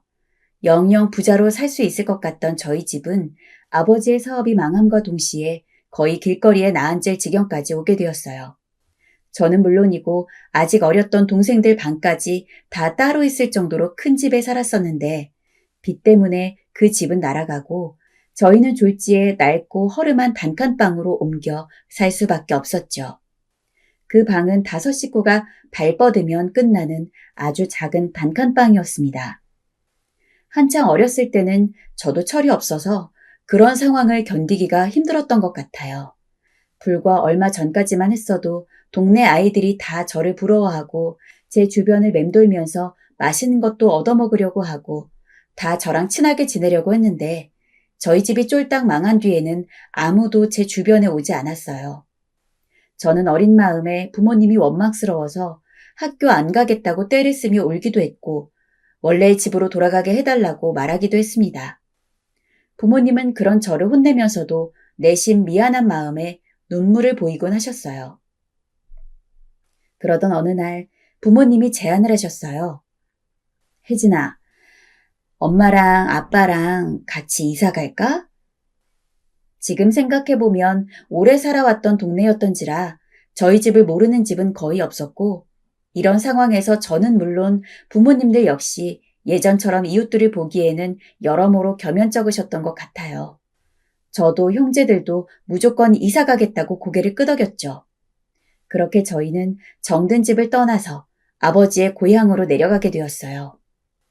전 태어나면서부터 쭉 서울에서 살았기 때문에 인생에서 시골에서 살아본 것이 그때가 처음이었어요. 밖에 나가면 몇 걸음 채 걷지 않아도 온갖 편의시설이 있던 서울과 달리 아빠의 고향은 가까운 가게를 가려면 30분은 걸어야 할 정도로 주변 상황이 열악했어요. 처음엔 그런 점들이 무척이나 불편했지 살다 보니 어려서 그런지 또 적응이 됐어요. 논밭을 걷는 것도 재미있었고 졸졸 흐르는 개울물에 발을 담그는 것도 좋았어요. 산에 올라가 열매를 따거나 떨어진 밤을 줍는 재미도 쏠쏠했고요. 게다가 전학 간 학교에서는 제가 못 사는 편이었음에도 불구하고 다들 비슷한 형편대의 아이들만 있던지라 오히려 서울에서 살다 절 모두 신기해하더라고요. 내심 그게 기분이 좋아서 전 줄곧 시골 애들 사이에서 대장 노릇을 했고 그렇게 학교 생활을 하다 보니 어느새 불편함은 금방 잊고 시골 생활에 푹 빠지고 말았죠. 저희 부모님은 아빠 고향에 가자마자 작은 식당을 차렸습니다. 다닐 만한 회사도 없고 이미 사업을 해봤던 아빠는 희망의 끈을 놓지 못하고 엄마를 밤낮으로 설득하셨어요. 규모를 작게 하다 보면 망할 일도 없다고요. 엄마는 걱정 어린 마음으로 한동안 아빠의 사업을 반대했지만 아빠가 하도 끈질기게 사업 이야기를 하다 보니까 결국 이야기나 들어보자며 아빠의 사업 계획에 대해서 대화를 나누었습니다. 아빠가 생각하신 것은 감자탕집이었죠. 시골 특성상 할아버지 할머니들이 많은데 그 정도 연령대의 사람들이 좋아하는 것 중 하나가 감자탕이며 특히 안에 고기가 있으니까 애들도 감자탕은 잘 먹을 테니 이런 시골에서 장사를 하려면 딱 그런 메뉴가 좋다는 이야기였습니다. 엄마도 사실 별다른 수가 없었던지라 결국 이번에도 망하면 앞으로 사업은 절대 안 될 줄 알아요. 라며 아빠를 도와서 감자탕집을 여는 것을 도왔습니다. 덕분에 저희는 어릴 때 감자탕은 왕창 먹었네요. 아무튼 고향에서 연 아주 작은 감자탕집은 저희 가족에게 큰 돈을 안겨주진 못했지만 최소한 서울에서 아빠가 진 빚을 갚을 수 있게 해주었고 이를 넘어서서 저희 가족이 어떻게든 먹고 살 정도의 환경을 가질 수 있게 해주었습니다. 풍족하진 않았지만 잠시 단칸방에 살았던 시절과는 비교도 할 수 없을 정도로 편했어요. 낡았지만 거실과 방이 분리된 집에서 살 수 있었고 화장실도 집 안에 있었으니까요. 그렇게 저는 성인이 될 때까지 아빠의 고향에서 살았습니다. 하지만 성인이 되니 일자리도 구하고 싶고 이제 아무것도 없는 시골을 벗어나서 다시 서울로 가고 싶더라고요. 그 이야기를 부모님께 하니 부모님은 고개를 끄덕이며 잘할 수 있다며 저를 믿어주셨어요. 그리고 큰 돈은 못 대줘도 작은 방 하나 잡을 돈은 대줄 수 있다며 제게 돈을 해주시려 했어요. 사실 집안 형편을 뻔히 아는데 돈을 받는 게 어딘지 찝찝하고 좀 죄송스러워서 됐다고 손을 내저었지만 부모님은 적어도 몸 눕힐 곳 하나는 마련해줘야 마음 놓고 저를 서울로 보낼 수 있겠다고 하셨고 결국 전 부모님의 돈을 받아 서울로 올 수 있었습니다. 오랜만에 서울 생활은 최고였어요. 사실 어렸을 때 서울에 살았었던 건 초등학교에 막 들어갔던 나이에 끝났으니 잘 기억도 나지 않았는데 어른이 되어 서울에 오니 이것저것 할 수 있는 게 많았던지라 과거와는 완전히 다른 느낌이더라고요. 고요하고 평화로웠던 전원 풍경을 벗어나 시끌벅적하고 새로운 것들이 가득한 곳에 오니 눈이 어디로 돌아가는 줄 몰랐습니다. 하지만 기쁨도 잠시 저는 서울에서 먹고 살기 위해 돈을 마련해야 했어요. 당장 집 월세를 내야 했고 생활비도 벌어야 했습니다. 서울에서 먹고 사는 것은 무척이나 어려웠습니다. 집에 있을 때야 간혹 부모님의 감자탕집을 돕는 일 정도만 했지 제 생활에 필요한 돈은 전부 부모님이 마련해 주셨는데 서울에 오고 나니까 이제 모든 걸 제 힘으로 처리해야 한다는 부담감이 상당했어요. 게다가 물가가 어쩜 그리 비싼지 시골이랑 비교도 할 수 없을 정도였죠. 그렇기 때문에 전 쉬는 시간 없이 꾸준하게 일을 해야 했습니다. 처음에는 취직도 안 돼서 근처 햄버거집에서 알바를 하며 생계를 유지했고 나중에는 그것도 모자라서 남는 시간에 편의점 아르바이트까지 병행했어요. 밥은 남은 햄버거나 아니면 편의점 폐기 삼각김밥으로 해결하곤 했어요. 그렇게라도 하지 않으면 값비싼 서울 월세를 감당할 수가 없었죠. 하지만 전쟁통에도 연애를 하고 결혼을 한다잖아요. 먹고 사느라 바쁜 와중에도 전 연애를 시작하게 됐습니다. 제가 일하는 햄버거집에 자주 오던 손님이었어요. 매일 같은 시간에 방문을 하는지라 저도 그쪽도 서로 얼굴이 익을 수밖에 없었는데 어느 날은 계산을 끝냈는데도 가지 않고 제 앞에 버티고 서 있더라고요. 손님, 뭐 필요한 거 있으세요? 아르바이트 안 하는 날이 언제예요? 네? 당황했습니다. 키도 훤칠하고 얼굴도 멀끔하게 생긴 서울 남자에게 대뜸 고백을 받은 건 처음이었거든요. 심장이 절로 춤을 추더라고요. 저는 침을 꿀꺽 삼키곤 그 남자와 약속 날짜를 잡았습니다. 당시에는 사실 진짜 일주일 내내 일을 하느라 바빠서 만나기가 힘들었는데 저도 그 남자가 마음에 들었던지라 일하던 편의점 점장님에게 하루만 빼달라고 부탁을 드려 주말에 하루 그 남자와 데이트를 했죠. 그리고 만나서 이야기를 나누다 보니 더욱 호감을 갖게 됐고 저희는 금세 친해질 수가 있었어요. 사귀게 된 건 3번째 데이트를 했던 날인 것 같습니다. 처음 데이트를 한 이후 제가 아르바이트를 매일 해서 사실 하루를 길게 빼고 만나기는 힘든 것 같아요. 라고 이야기를 하니 남자는 그럼 주말에 아르바이트 끝나는 시간 알려줘요. 그때부터라도 데이트하게. 라고 말을 했죠. 정말 남자는 제가 편의점 아르바이트가 끝나는 시간에 맞춰서 근처에서 기다리고 있다가 함께 저녁을 먹고 헤어지곤 했습니다. 딱 그걸 3번 했을 때 남자는 괜찮으시면 다음부터는 연인으로 만나는 게 어때요? 라고 이야기를 했고 저는 거절할 이유가 없었어요. 저 역시 그 남자가 마음에 들었으니까요. 연인이 된 이후 결혼까지 가는 것은 생각보다 금방이었습니다. 저는 어릴 때부터 가능하다면 결혼은 빨리 하고 싶었고 남자친구 역시 저와 생각이 같았기 때문에 한 1년 정도 사귄 이후부터 진지하게 결혼에 대해서 이야기를 나눴어요. 당시 저는 22살이었고 남자친구는 24살이었죠. 결혼을 생각하기에는 무척이나 이르다는 것을 잘 알고 있었습니다.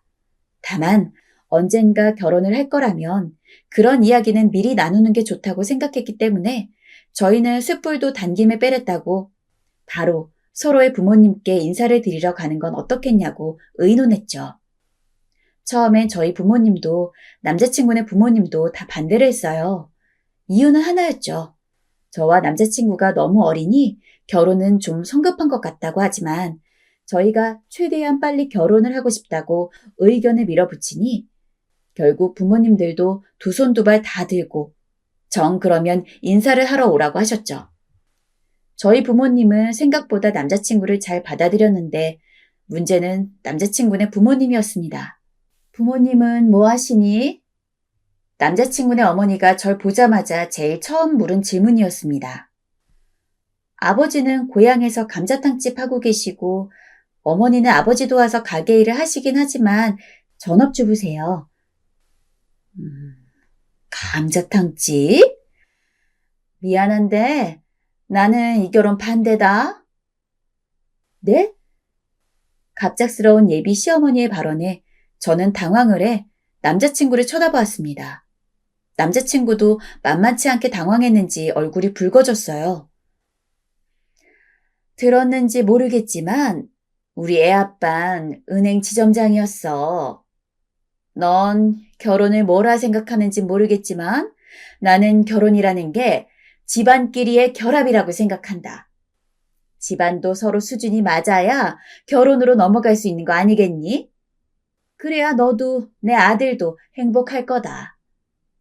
미안하지만 네가 헛걸음을 한 것 같구나. 돌아가거라. 내 집안에 시골에서 감자탕집이나 하는 부모 딸을 들일 순 없구나. 솔직히 기분이 무척 나빴습니다.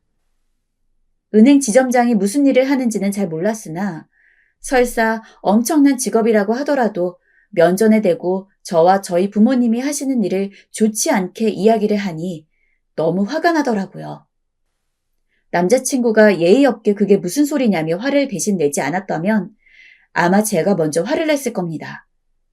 하지만 남자친구네 어머니가 그렇게 모진 말을 했는데도 불구하고 마음 한편 남자친구랑 결혼하고 싶다는 생각은 없어지지 않았어요.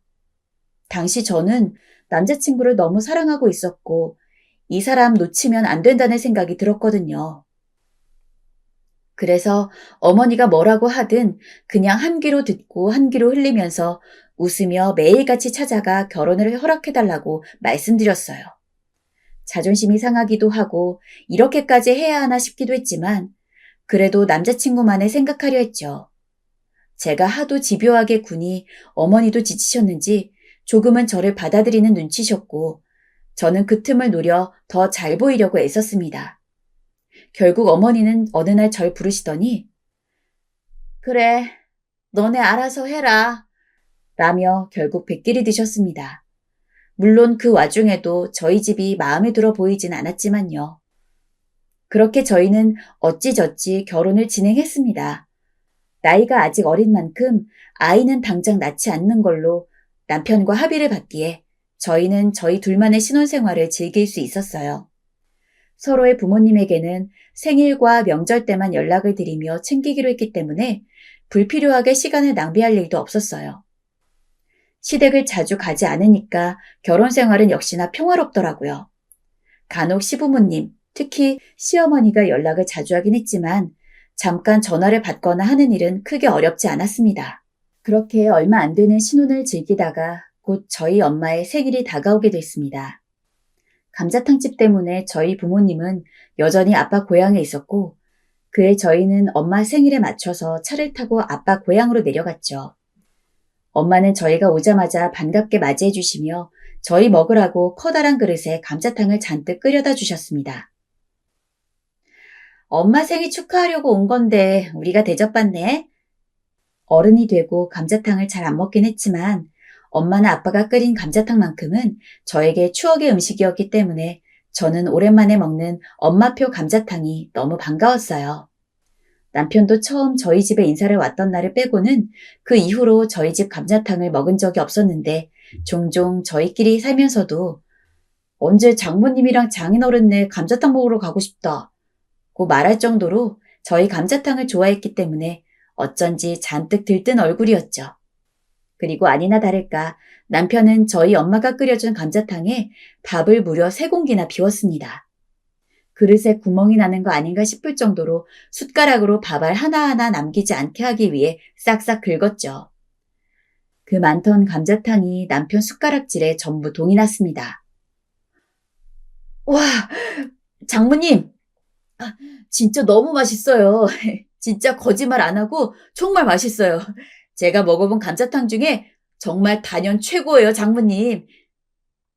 일반적으로 이런 식으로 칭찬을 하면 그냥 빈말이구나 생각할 수 있겠지만 저희 남편 앞에 놓인 빈 밥그릇들을 보면 절대 빈말로 받아들일 수가 없었죠. 남편은 평소 입이 짧은 편이라 제가 뭘 차려줘도 맛있게는 먹을지언정 많이는 먹지 않는 편이었기에 저도 남편이 이렇게 잘 먹는 모습을 본 건 낯설 지경이었습니다. 처음 인사드리러 왔을 때도 장모님이 끓여준 감자탕이 너무 맛있었는데 그때는 긴장해서 말씀 못 드렸어요. 남편이 하도 칭찬을 하니 엄마는 우리 사위가 기분 좋은 말도 잘하네 라며 엄청 좋아하셨습니다. 그런데 그때 남편이 갑자기 조금은 생뚱맞은 제의를 하더라고요. 장모님, 혹시 장인어른만 괜찮으시면 저희 사는 동네로 와서 감자탕집 차리는 건 어떠세요? 너희들 사는 동네로? 아이, 무슨. 여기 시골 사람들이나 좀 먹어줄 만한 수준이지. 서울 사람들은 깍쟁이들이라서 이런 거 별로 안 좋아해. 아니에요. 장모님이 요리 솜씨면 정말 대박 날 것 같은데요? 저만 먹기 아깝고 장사도 잘 될 것 같아요.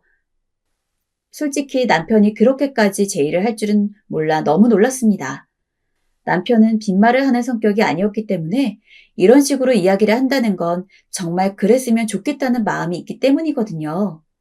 남편은 저와 집에 돌아가서도 저희 부모님의 감자탕집에 대해서 계속 이야기를 하더라고요. 내가 진짜 그냥 하는 말이 아니라 장모님이랑 장인어른 정도 되는 솜씨면 작은 시골에서 가게를 하는 것보단 서울에 와서 크게 가게 차리는 게 장사도 더 잘 되고 좋을 것 같아. 그렇게까지 남편이 자기 일처럼 이야기를 하니 남편에게 고맙기도 하고 저도 괜히 다시 한번 생각을 해보게 되더라고요. 사실 아빠 고향이라고는 하지만 시골은 시골이고 엄마도 아빠도 작은 동네에서 너무 고생스럽게 사시는 것 같아 걱정이 되던 찰나에 입 짧은 남편이 그렇게 걸신 들린 듯이 먹을 정도의 솜씨라면 서울에 와도 손해는 안 볼 것 같다는 생각도 들었고요. 거의 일주일을 넘게 고민을 하다가 결국 저희는 부모님을 다시 찾아갔고 진지하게 두 분을 설득하기 시작했습니다. 부모님은 조금 불안한 모습이었지만 제가 하도 적극적으로 나서고 남편 역시 할 수 있는 건 다 도와드리겠다고 하니까 결국에는 서울로 오시기로 결정을 했습니다. 부모님이 감자탕집을 하며 모아둔 돈, 그리고 남편이 본인 이름으로 신용대출을 받은 돈을 합해서 저희는 저희가 사는 집 가까운 곳에 부모님을 위한 감자탕집을 차려드리기로 했습니다. 남편은 우스갯소리처럼 제가 장모님이랑 장인어른 손맛 아니까 믿고 투자하는 겁니다. 라며 너스레를 떨었죠. 그런데 부모님이 서울에 가게를 차린다고 하자 어느 날 갑자기 시어머니로부터 전화가 한 통 걸려왔습니다. 전화를 받자마자 시어머니의 째지는 고음이 들려왔죠. 예, 사돈이 여기서 내 아들 돈으로 감자탕집을 차린다고? 요즘 같은 불경기에 가게를 차린다고 잘 되겠어? 괜히 돈만 날리는 꼴이지. 절대 안 된다. 수철이한테도 전해라. 감자탕집인지 뭔지 절대 안 된다고. 어머님, 저희 이미 결정을 내린 상황이고요. 수철 씨가 먼저 제안해서 시작하게 된 거예요. 이 문제는 저희끼리 얘기가 다 끝난 거라 지금 와서 어쩔 수 없어요. 아니, 글쎄 안 된다니까. 당장 거기로 갈 테니까 꼼짝 말고 기다리고 있어.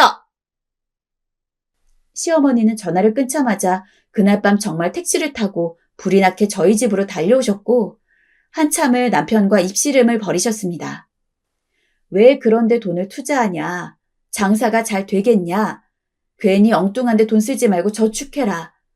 시어머니의 말은 모두 한결같았습니다. 하지만 남편도 물러서진 않았죠. 어머니, 저도 제 감을 믿고 투자하는 거니 그냥 믿어주세요. 제 장모님 장인어른이라서가 아니라 정말 맛있어서 투자하는 거예요. 남편이 물러서지 않자 시어머니는 한숨을 푹푹 내쉬더니 절 한번 노려보셨어요. 이젠 화살이 제게로 돌아왔죠. 네가 바람 넣었지? 너지? 내 아들한테 네 엄마 아빠 감자탕집에 투자하라고 꼬드긴 거지?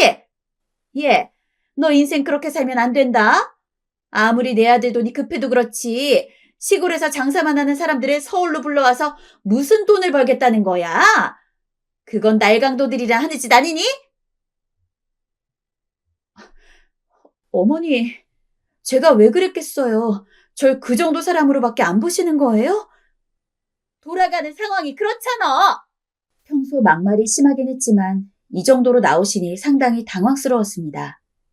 시어머니는 그 어떤 설명도 듣지 않을 기세였어요. 결국 남편은 시어머니에게 단둘이 이야기하자며 시어머니를 밖으로 내보냈고 남편은 시어머니와 꽤 오랫동안 이야기를 나누는 것 같았어요. 중간중간 시어머니의 울음소리까지 들려와 더 당황스러웠네요. 남편은 시어머니와 긴 이야기를 마치고 집으로 돌아왔고 제가 어떻게 되었냐 물어보니 잘 해결되었다며 걱정하지 말라고 했습니다.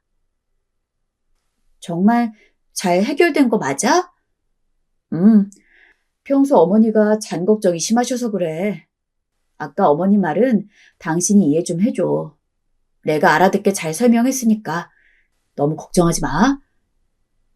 하지만 시어머니가 그렇게 집에 폭탄을 던져놓고 씩씩거리며 가시고 난 후 전 괜히 걱정이 되었습니다. 정말 안 되는 일에 투자하는 건 아닌가. 이러다 잘 안 되기라도 하면 시어머니께서 얼마나 저를 타박하실까 싶어 두려웠지요. 하지만 남편은 무조건 잘 될 거라면서 절 달랬고 저도 마음을 다잡았지요.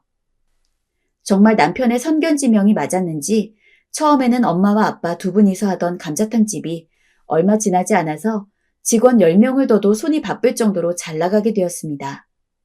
부모님은 남편이 대출받아준 돈을 이자까지 톡톡히 쳐서 갚고 우리가 사위 하나 잘 둬서 이렇게 말년에 복이 많다며 저보다도 남편을 더 아끼기 시작했어요.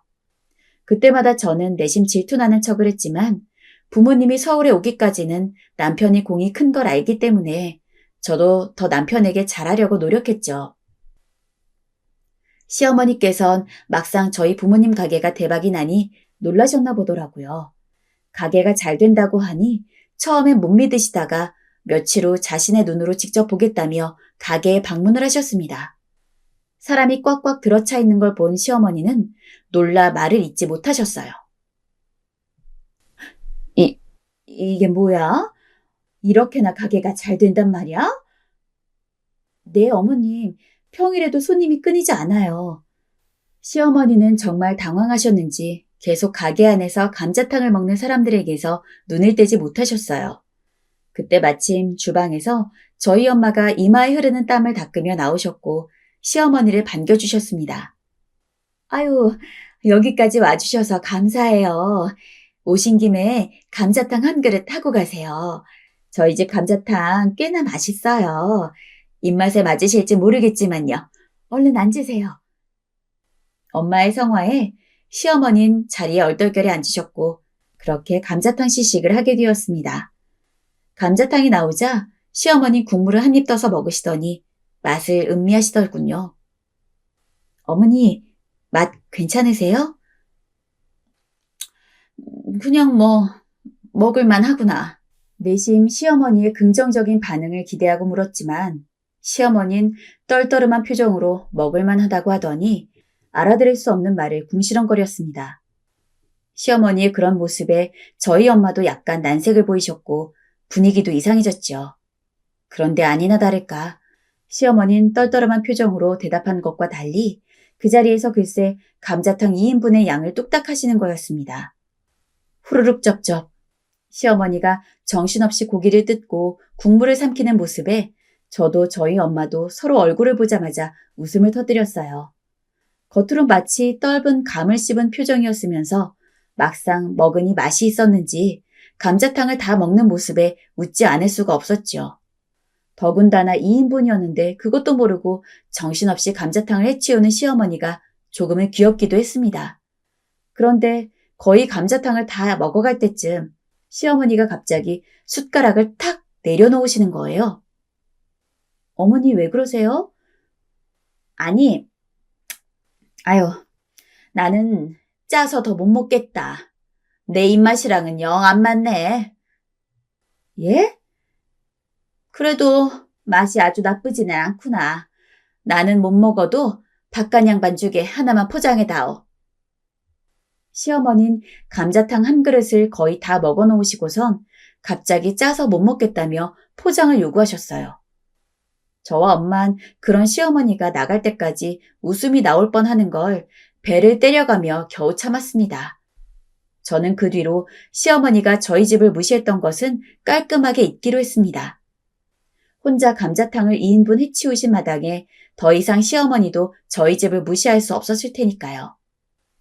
그렇게 부모님은 한창 바쁘게 감자탕집을 운영하고 있고 저도 일을 하며 틈틈이 두 분 가게 일을 돕거나 하는 등 그런 나날을 보내고 있었는데 언제부턴가 인터넷에 저희 부모님 감자탕에 대한 나쁜 글들이 올라오는 거예요.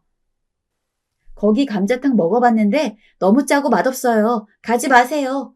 라는 식의 글이었어요. 처음 한두 번은 부모님이 물 조절을 잘못했나? 정말 짰나 보다. 라며 제가 직접 부모님께 가서 이런 내용이 있으니 앞으로 더 신경 쓰면 좋을 것 같다고 이야기도 해주고 그랬습니다. 하지만 늘 같은 내용의 악플이 올라오니까 대체 이게 뭔가 싶었습니다. 아무래도 요즘 시대에는 입소문보다는 사람들이 인터넷에 검색을 해보고 별점으로 평가를 하는 시대가 오다 보니 신경이 쓰이더라고요. 대부분 맛있다고 칭찬하는 댓글만 있는데 왜 그러는지 이해가 안 돼서 제가 나름대로 알아보기 시작했고 그러다 보니 그 글이 한 사람으로부터 올라온다는 걸 알게 되었어요. 안다고 해서 달라지는 건 없겠지만 글 쓴 사람의 아이디까지 알아두었습니다. 진짜 너무 신경이 쓰이더라고요. 저희 부모님 솜씨는 제가 제일 잘 알고 있는데 대체 누가 저희 부모님한테 악감정을 가지고 이런 식으로 대응을 하는지 환장할 지경이었습니다.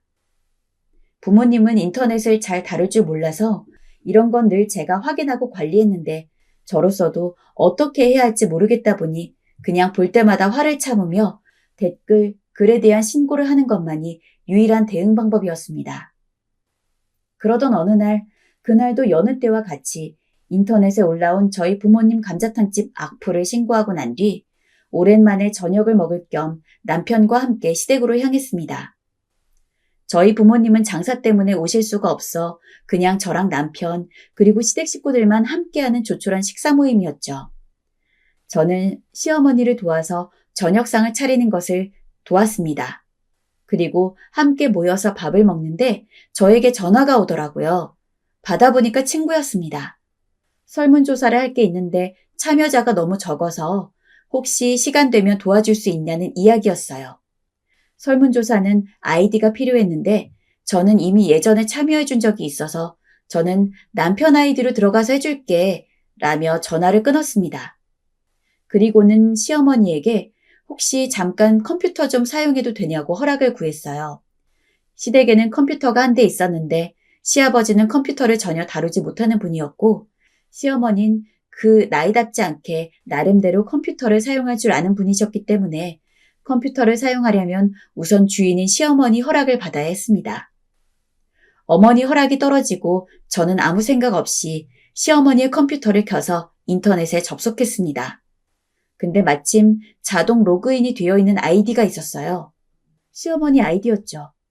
어차피 개인정보가 침해되는 설문조사도 아니었기에 저는 그냥 이거로 바로 설문조사 해야겠다 라며 친구가 보내준 링크를 타고 들어가서 설문조사를 했습니다. 그런데 다 하고 창을 닫으려는 순간 저는 시어머니의 아이디에 문득 눈길이 갔습니다. 분명 처음 보는 것이어야 할 시어머니 아이디가 너무도 낯이 익었어요. 설마 하던 저는 그대로 컴퓨터를 끄지 않고 어머니가 남긴 댓글과 글 목록을 확인하기 시작했고 몇 개를 읽은 저는 결국 분노를 참지 않을 수가 없었습니다. 바로 저희 부모님 감자탕집에 대해서 지속적으로 나쁜 이야기를 남긴 게 시어머니였기 때문이죠. 저희 시어머니, 부모님이 저희 집 근처 동네에서 감자탕집 한다는 이야기 할 때는 망할 거라면서 찾아가지도 않고 있다가 성공하고 나서야 작은 화분 하나 들고 오신 게 다였습니다.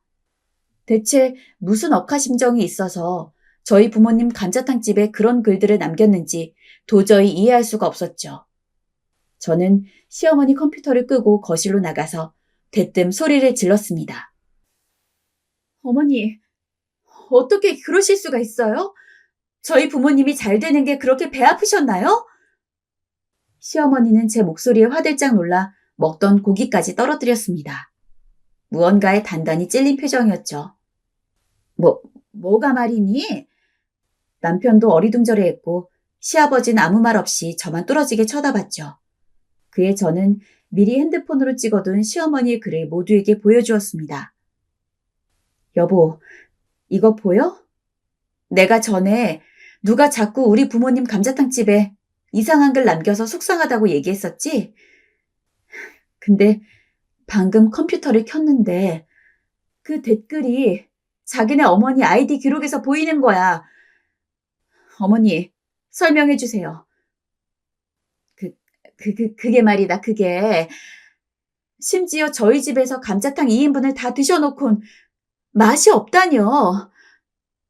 시어머니 얼굴은 화르르 붉어졌고 시어머니는 뭐라 우물쭈물하다 이상한 변명을 늘어놓기 바빴어요. 이미 열이 받을 대로 받은 제 머릿속에 시어머니의 말이 들어올 리도 없었죠. 남편은 그런 시어머니에게 정말이냐고 되물었습니다. 어머니, 정말 어머니가 저걸 쓰셨어요? 아니, 도대체 왜 그러신 거예요?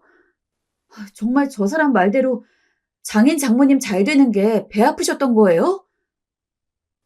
나는 그냥 가게가 잘 되길 바래서 나쁜 말도 도움이 되니까. 시어머니의 이상한 변명에 정말 어이가 없더군요. 허나 남편의 추궁이 계속되자 그제야 시어머니는 본색을 꺼내셨습니다. 아니, 솔직히 말해서 감자탕집이 이대로 쭉 잘 돼서 네 안에 기라도 살면 네가 거기에 잡혀 살 거 아니니? 나는 그 꼴 못 본다. 그래서 그런 거야. 다 널 위해서. 언제는 제가 수준이 맞지 않은 집의 딸이라 저를 못 받아들인다고 하고선 이젠 길을 살리면 안 된다는 말에 너무도 황당했습니다. 남편도 황당했는지 그게 무슨 말이냐며 반박했지만 시어머니는 도무지 제 상식으론 이해할 수 없는 주장을 늘여놓으셨습니다. 며느리 기가 너무 세면 안 돼. 제가 좀 못 살고 시골 출신이고 해야 아들 네가 휘어잡고 살 수 있는 거라고. 근데 감자탕집이 계속 잘 돼봐라. 네가 조금만 돈을 못 벌어와도 제가 널 무시할 거다. 어머님, 그러니까 제 기를 죽이시려고 그런 댓글들을 달았다는 거죠? 제가 결혼 전에 어머니가 저희 부모님 무시한 것도 이 사람과 결혼하기 위해 다 참았어요. 하지만 이건 못 참겠네요. 제가 지금까지 수철 씨가 돈 못 벌어온다고 뭐라 한 적 한 번이라도 있는 줄 아세요? 당신이 말해봐. 내가 그런 적 있어? 제가 듣기엔 그냥 어머님은 저희 집이 잘 되는 게 싫고 질투나서 변명하는 걸로밖에 안 들려요. 죄송하지만 이 집 며느리 노릇은 죽어도 안 할 거니 앞으로 다시는 저 부르지 마세요. 뭐야? 며느리 노릇을 못하겠다고? 너 그게 지금 말이 된다고 생각하니? 이 인연이라도 끊겠다는 거야, 뭐야? 네. 처음엔 제 말에 기가 찼는지 화를 냈지만 끝까지 제가 단호하게 나가자 시어머니는 꿀먹은 벙어리가 되었고 어떤 말도 하지 못한 채 조금은 겁에 질린 얼굴로 가만히 서 있었습니다. 그의 옆에 있던 시아버지가 시어머니를 타박하기 시작했어요. 아니, 이 옆에 내가 정신이 있는 거야, 없는 거야? 밥 먹고 할 짓이 없어서 그딴 글이나 쓰고 있었어? 아가, 내가 사과하마. 이 여자가 정신이 요즘 오락가락해. 아마 배가 아파서 그런 글을 좀 썼나 본데 네가 너그러운 마음으로 이해 좀 해다오. 내가 이런 짓 다시는 못하게 할게. 응? 시아버진 제게 진심으로 미안해하시는 얼굴이었어요. 하지만 전 시아버지의 사과를 받아들일 수 없었어요. 시어머니께서 저지른 짓이고 제가 받아야 할 건 시어머니의 사과였으니까요. 기다렸지만 역시 시어머니는 끝까지 제게 사과 한마디 안 하셨고 애꿎은 시아버지만 계속 제게 사과를 하셨죠. 전 더 그 자리에 있을 수 없어 옷을 입고 자리를 박차고 나갔고 남편도 조용히 저를 따라 나와 저희는 그렇게 집으로 향했어요. 저도 남편도 가는 내내 말 한마디 하지 않았던 것 같아요. 남편은 남편대로, 저는 저대로 마음이 복잡했습니다. 황당하기도 했고 이런 일을 저지르셨다는 게 믿기지도 않았고 차라리 모르면 좋았을 걸 하는 생각마저 들었습니다. 남편은 집에 와 시어머니 대신 제게 사과했지만 사실 남편 잘못도 아니었고 남편이 무슨 죄가 있나요? 저는 남편에게 쉬고 싶다고 말한 뒤 조용히 혼자만의 시간을 가졌어요. 이런 일이 처음인지라 화도 나고 당황스럽기도 하고 시어머니에게 실망스럽기도 하고 너무 많은 감정들이 오가 머리가 아파올 지경이었어요. 그리고 그 뒤 진짜 1년 동안 단 한 번도 연락을 안 드렸어요. 시부모님 전화는 전부 차단을 했고 저희 부모님에게도 이야기를 해서 혹시 시댁에서 전화 오면 받지 말라고까지 했죠. 그렇게까지 하니까 시어머니도 그때 가서는 좀 미안하셨나 봐요. 어느 날 남편 통해서 저랑 꼭 만나고 싶다고 사정사정하는 연락이 왔다고 해서 저는 시어머니를 만나 뵈러 나갔습니다. 마음 같아선 보고 싶지 않았지만 시간도 흘렀고 이대로 계속 인연을 끊고 살 수도 없는 노릇이었기 때문에 사실상 화해를 하기 위해 나간 자리였어요. 허나 막상 약속 장소에 나가 시어머니를 보자 그때의 감정이 떠올라 다시 집으로 가고 싶어지더라고요. 시어머니는 저를 보더니 멋쩍은 얼굴로 인사를 하시곤 더럭 제 손을 붙잡으셨어요. 아가, 내가 너무 어른스럽지 못했다. 사실은 내가 좀 질투가 났어. 내가 이렇게 사과하마. 네가 부족한 날 좀 이해해주면 안 되겠니? 사돈에게 가서 내가 정중하게 사과드렸단다. 이제 마음을 좀 풀어다오.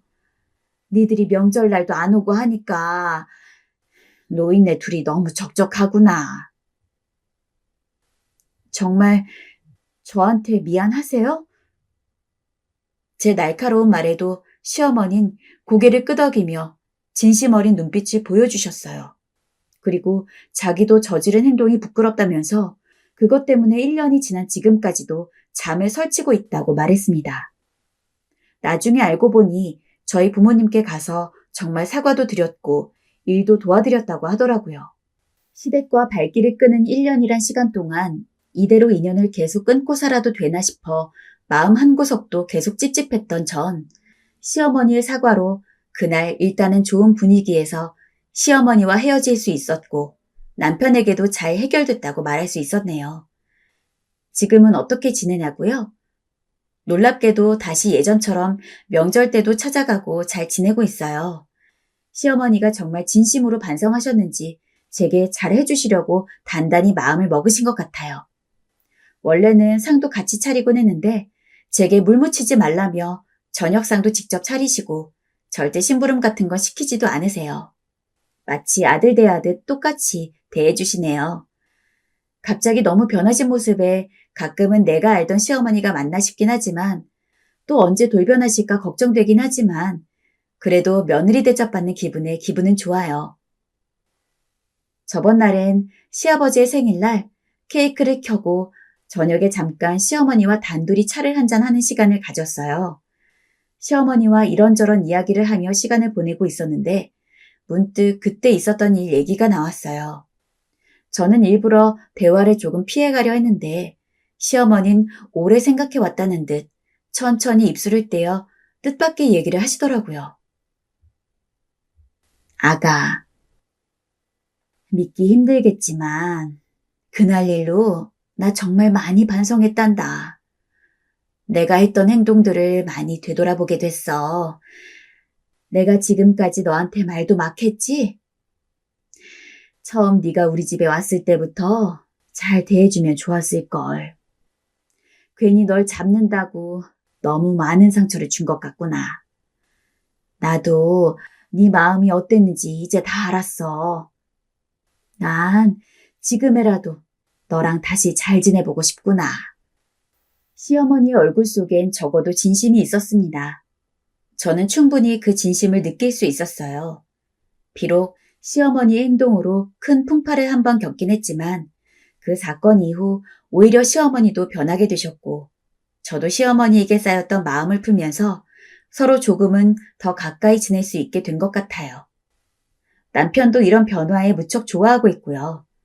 앞으로도 지금처럼 별탈 없이 지낼 수 있다면 너무 행복할 것 같아요. 사실 요즘 워낙 시댁살이나 시어머니와의 갈등으로 고통받는 며느리들이 많잖아요. 저는 늘 그런 다큐멘터리나 주변의 사연들을 들으면서 저한테만큼은 정말 이런 일이 일어나지 않길 바래왔어요. 그런 일이 생긴다면 어떻게 해결해 나가야 할지도 많이 생각해 봤고요. 그런데 막상 일이 터지니까 머리가 새하얘졌고 감정대로 행동하게 되더라고요. 아마 많은 한국의 며느리분들이 시어머니로 인해 한 번쯤 다들 마음고생 해보셨을 것 같은데 부디 저보다 더 현명하게 상황을 헤쳐나가실 수 있길 바랄게요. 가장 좋은 건 마음고생 없이 시댁과 적당한 관계를 유지하시는 거지만요. 지금까지 제 사연 들어주셔서 너무 감사드리고 앞으로 가정의 평화와 행복만이 가득하길 바라겠습니다.